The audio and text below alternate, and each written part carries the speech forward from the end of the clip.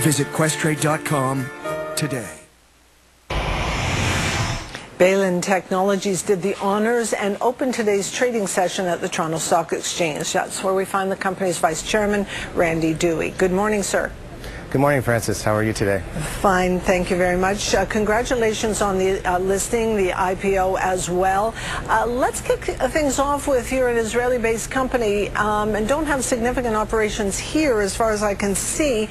Why the TSX? Well, actually for three reasons. One, Jeffrey Royer and myself live here and we know this market quite well. The second reason is that we believe the TSX has done an outstanding job sort of creating that platform for technology companies like Baylin. The third reason is that we have a very aggressive M&A strategy that has a very significant North American focus, and hence the reason why we chose Toronto for our listing. Okay, that sounds like a good place to kick off M&A if you're looking in North America. Let's talk about the company. It's been around since 1978. It makes antennas for mobile devices, and of course most people think of that one you used to have to pull up on your phone a decade or so ago. That's not really where the technology is right now. Tell us what you make and who you sell it to. Sure. Actually, well, that very antenna that you're talking about was on the Motorola StarTAC phone, which actually we developed that antenna, had that patent for many years. We operate in three main markets: the mobile, the broadband, and the wireless infrastructure market. But in the mobile phone market, we design and create all kinds of interesting antenna systems that are found inside of a phone. In fact, one point that most people don't know is inside your cell phone is about 7 antennas that actually drive the data communication in and out of your cell phone. And we create those types of innovative solutions that you find in smartphones today and even in feature phones to some degree as well. In the broadband sector, we create routers, and for personal home internet routers, we design and create those types of routers for companies like Cisco and Linksys and Belkin. And in fact, inside of a router, in a personal home router, you'll find 10 antennas inside of one small box that drives that Wi-Fi experience that people enjoy.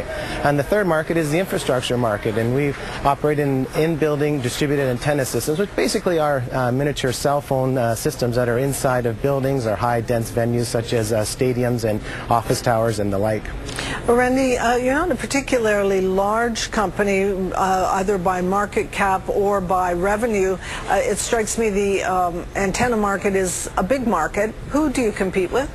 Well, in those three different markets that we operate in fact, the overall antenna industry itself is about $15 billion large market. But within the three sectors that we operate in, mobile, we would compete against EMW, Partron, and Ethertronics. So it would be our three main competitors that we play with in that space. In the broadband sector, there's a number of different companies that we operate or compete against. And in the infrastructure segment, it's a huge segment as well, like broadband. So there's many antenna manufacturers in that space. But the interesting thing, or the differentiating factor with us, is that we're a design company. So we go right from the design, right from the beginning, right through manufacturing, and ramp up to mass manufacturing capabilities thereafter. So there's that segment of the industry is a much smaller segment of the industry. So we're a leading designer.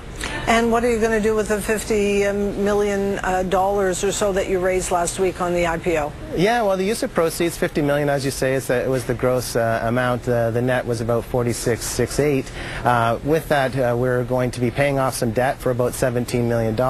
We have a huge expansion into Vietnam that we're planning in 2014. That'll was about $15 million for that. And then we have a very aggressive M&A strategy, as I mentioned earlier. And so the balance of the proceeds will be used for M&A activity as well. We got some great organic opportunities that we'll be harnessing those opportunities as well. And when I look at it, are you last year, I think your revenue somewhere in the order of just under $70 million. How profitable can you be? Yeah, well, we are a profitable company. We've been profitable for a number of years. We're not a startup company, as you mentioned. We've been around the business for 35 years, and the company, we will top over 80 million, closer to 85 million in revenue for 2013, and the company is profitable. And I guess I did say that you've been around since 1978, and you're about 68 million, or that was the 2012 number. Why aren't you larger? Well, it's an interesting question. You know, there's a lot of opportunities that in our markets, like as in the mobile market, it's growing at a compound annual growth rate of 13%. Broadband is growing at 24%, and our third sector, which is infrastructure, is growing at 66%. So putting the right resources behind it, part of the reason why we decided to go public, get access to the capital to harness the growth opportunities in our sector. But we've been a conservative company in the sense of being able to focus on profitability and keep developing great technologies, expanding our patent portfolio. We have over 71 patents now that we've filed over the last number of years. So we've put our resources around the development of our patent portfolio and the expansion of our company. Randy, thanks for joining us this morning. Good luck. Thank you, Francis. Appreciate it. Randy Dewey is Vice Chairman of Baylin Technologies, and he joined us from the TSX, where he rang the opening bells this morning, celebrating their IPO and their listing on the TSX. Now, in other news, Minister of Industry James